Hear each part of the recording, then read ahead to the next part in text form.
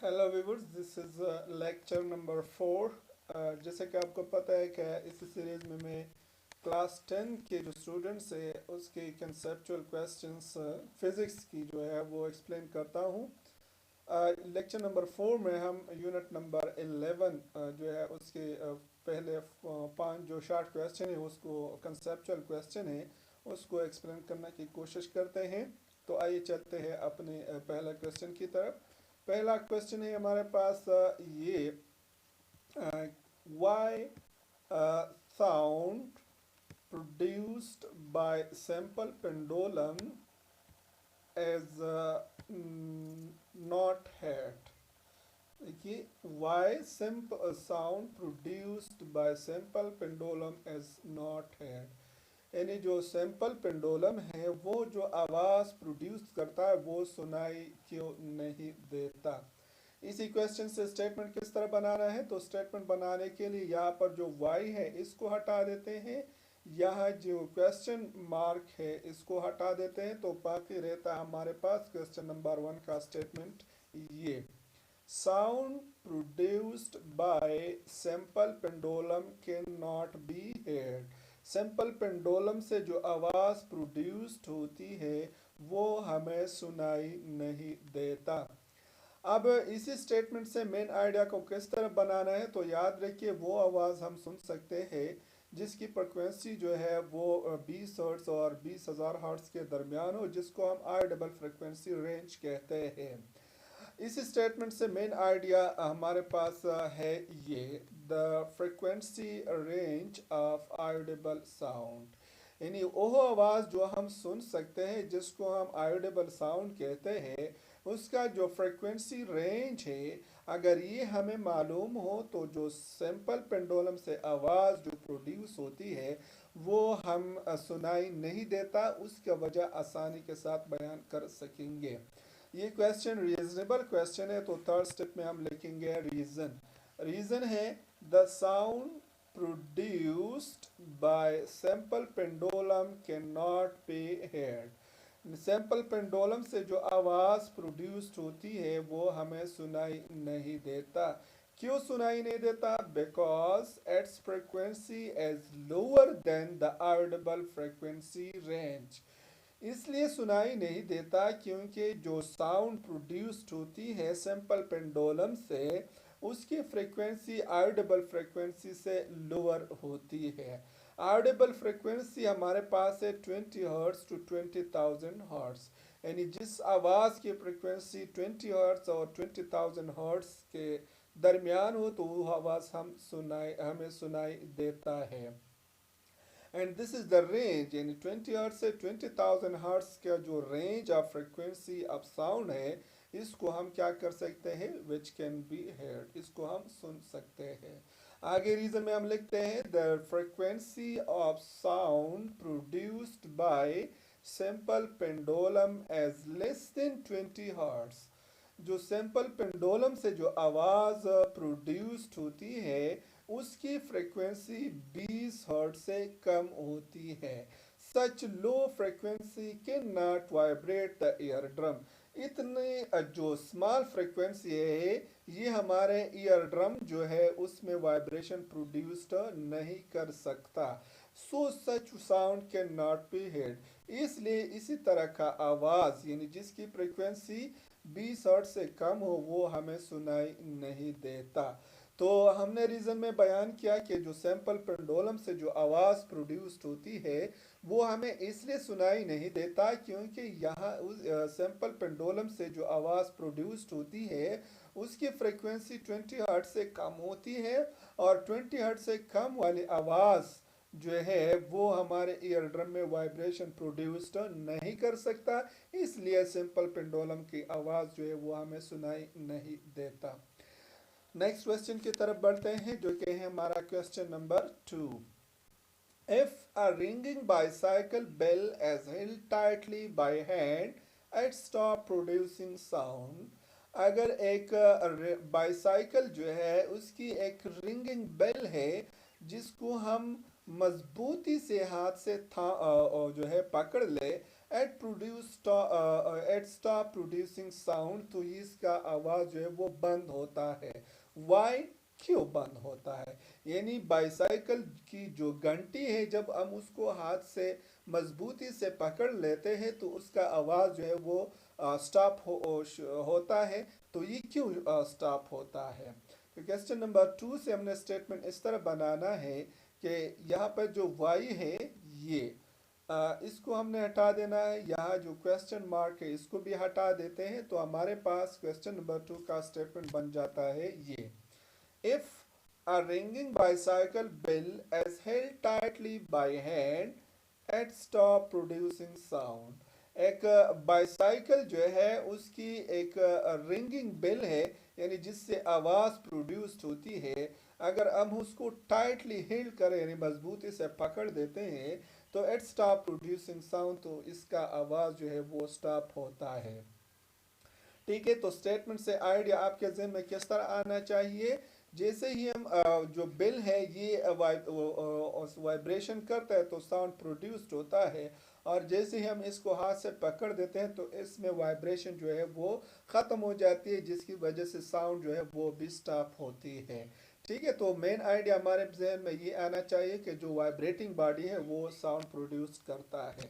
तो main idea इस question का ये, वाइब्रेटिंग बॉडी प्रोड्यूसेस साउंड, यानी जहां पर भी वाइब्रेटिंग बॉडी हो वो हमें साउंड जो है प्रोड्यूस्ड करता है। ये सोर्स है, जो वाइब्रेटिंग बॉडी है ये साउंड का सोर्स है। ठीक है, इसी मेन आइडिया को इस्तेमाल करते हुए इसी क्वेश्चन का जो है आंसर है वो हमने इस तरह देना है।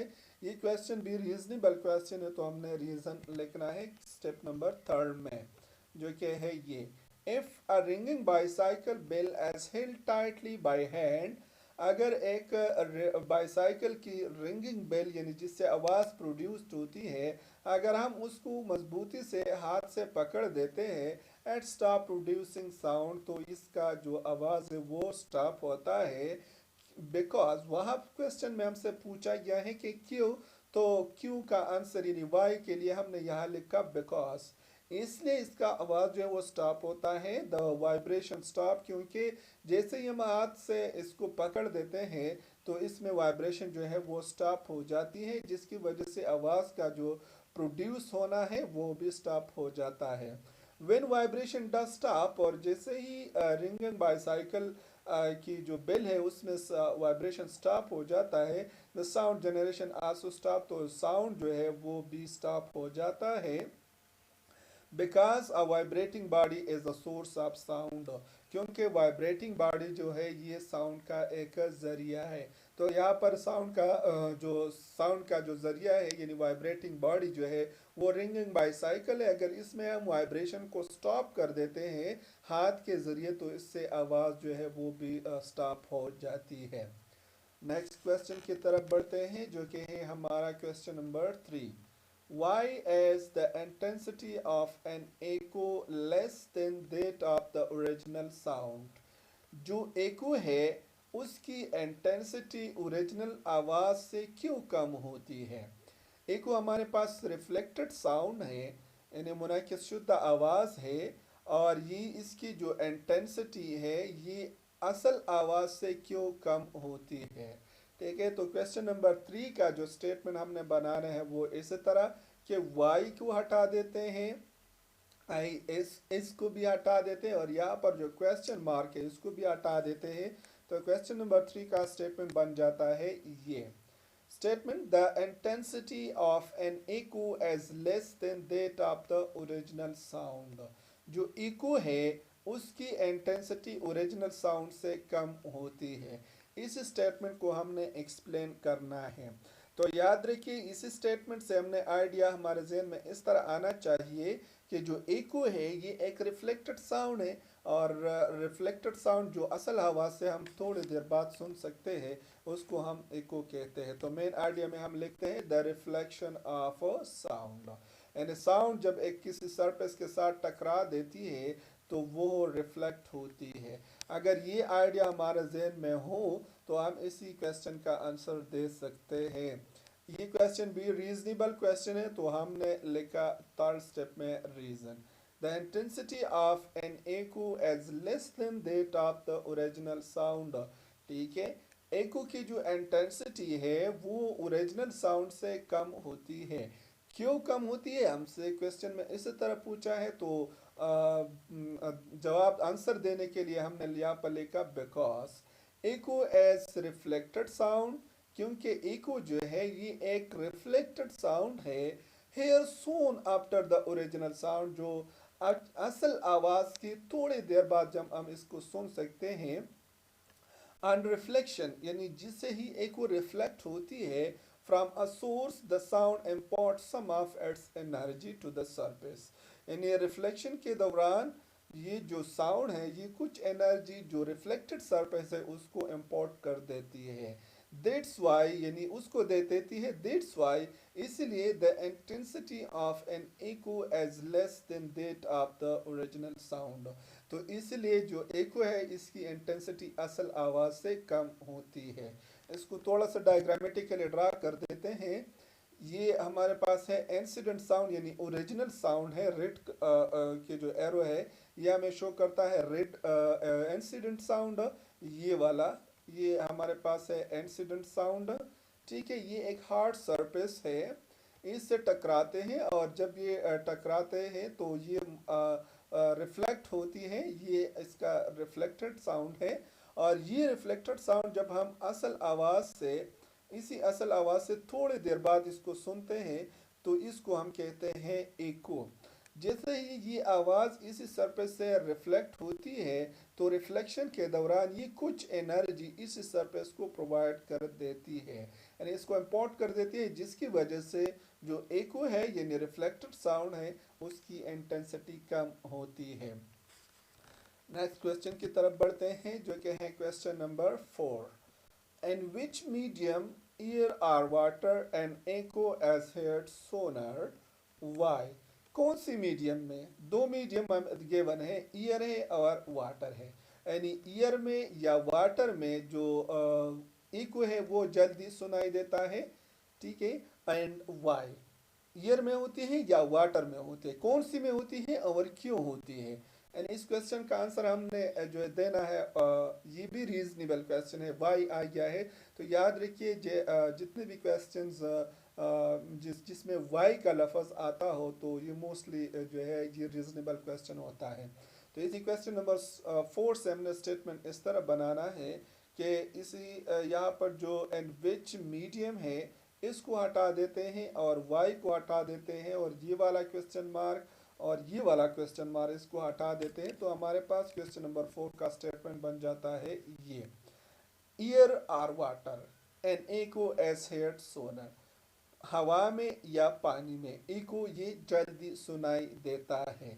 इस स्टेटमेंट से आइडिया किस तरह आना चाहिए, हमें जो है क्वेश्चन में दो मीडियम दिए गए हैं, ईयर है और वाटर है, और हमें पता है कि जो डिफरेंट मीडियम है उसमें स्पीड ऑफ साउंड जो है वो डिफरेंट होती है। यानी वाटर में जो है ये ज़्यादा होती है, ईयर में कम होती है। ठीक है, तो हमारे जहन में ये आइडिया होना चाहिए। तो मेन आइडिया में हम लिखते हैं the speed of sound is greater in liquid than air. यानी जो स्पीड ऑफ साउंड है ये लिक्विड में ज़्यादा होती है ईयर की बनस्बत। जो स्पीड ऑफ साउंड ईयर जो लिक्विड है इसमें तकरीबन 1450 मीटर पर सेकंड होती है, और जो ईयर है 0 डिग्री सेंटीग्रेड पर ये 332 मीटर पर सेकंड, और जो रूम टेम्परेचर ये 340 मीटर पर सेकंड के अराउंड होती है। ठीक है, तो लिक्विड में इसमें स्पीड ऑफ साउंड जो है वो ईयर से ज़्यादा होती है। इसी मेन आइडिया को इस्तेमाल करते हुए हमने क्वेश्चन का आंसर देना है इसी तरह। ये भी रीजनेबल क्वेश्चन है, जैसे मैंने स्टार्ट में बता दिया। तो रीज़न हमने इस तरह बयान करना है, in water echo can be heard sonar. हमसे पूछा गया था कि वाटर में या हवा में जो इको है वो जल्दी सुनाई देता है, तो हमने यहाँ पर लिखा in water echo as can be heard sonar, यानी पानी में जो है इसमें एको जल्दी सुनाई देता है। और क्वेश्चन में दिया गया था वाई, तो वाई के लिए हम बिकॉज से स्टार्ट कर देते हैं, because the speed of sound is greater in liquid यानी एंड वाटर। यानी जो स्पीड ऑफ साउंड है ये लिक्विड में ज़्यादा होती है देन गैस ईयर, यानी ईयर में जो है इसकी बनिस्बत स्पीड ऑफ साउंड जो है लिक्विड यानी वाटर में ज़्यादा होती है। As echo is reflected sound, जैसे कि हम जानते हैं कि इको जो है ये एक रिफ्लेक्टेड साउंड है जो असल आवाज़ से थोड़ी देर बाद हम इसको सुन सकते हैं। So at speed is greater and water than air, तो इसलिए जो इसका स्पीड है इसका वाटर में इसका स्पीड ज़्यादा है और एयर में कम है। That's why echo can be heard sooner in water than air. तो इसलिए जो एको है ये पानी में जल्दी सुनाई देता है एयर की बनिस्बत। नेक्स्ट क्वेश्चन की तरफ बढ़ते हैं जो आज का हमारा है क्वेश्चन नंबर 5 और इस लेक्चर का आखिरी क्वेश्चन है why sound can not be heard on the moon, यानी जो आवाज़ है इसको हम मून पर क्यों नहीं सुन सकते, आवाज़ मून पर क्यों सुनाई नहीं देता। ठीक है, तो इसका भी अंश यहाँ देखिए वाई है, तो इसी वाई को हटा देते हैं और जो रहता है हमारे पास इसी क्वेश्चन का स्टेटमेंट ये sound can not be heard on the moon, moon पर आवाज़ सुनाई नहीं देता। क्यों सुनाई नहीं देता, तो इस स्टेटमेंट से आइडिया किस तरह आना चाहिए, क्योंकि साउंड ये एक मैकेनिकल वेव है और मैकेनिकल वेव्स के लिए किसी खास मीडियम की ज़रूरत होती है। ठीक है, तो मून पर जो है वहाँ पर कोई मीडियम नहीं होता, तो इसलिए वहाँ पर हमारे पास जो है आवाज़ सुनाई नहीं देता। तो मेन आइडिया में हम लिखते हैं कि जो मैकेनिकल साउंड जो है ये एक मैकेनिकल वेव है, साउंड्स आर मैकेनिकल वेव। और याद रखिए मैकेनिकल वेव वो वेव्स होती है जिसकी प्रोपिगेशन के लिए किसी खास मीडियम की ज़रूरत होती है। तो इसी आइडिया को मेन आइडिया को इस्तेमाल करते हुए इसी आंसर का रीज़न हमने बयान करना है इस तरह। Sound is a mechanical wave, sound क्या है, ये एक मैकेनिकल वेव है जिससे कि मेन आइडिया में हमने लिखा that needs specific medium for to propagate, यानी इसकी प्रोपेगेशन के लिए किसी खास मीडियम की ज़रूरत होती है। ठीक है, on earth sound can propagate through air provided by the atmosphere, जो ज़मीन है यानी ज़मीन के सतह पर जो एटमॉस्फेयर है जो एयर है प्रोवाइडेड बाय द एटमॉस्फेयर, जो अर्थ का जो एटमॉस्फेयर है वो एक मीडियम प्रोवाइड करता है जो एयर है, इसमें आवाज़ जो है वो ट्रेवल करता है। ऑन द मून, जबकि मून पर जो है however there is no atmosphere, moon पर कोई भी एटमॉस्फेयर नहीं होता, so there is no medium for sound to propagate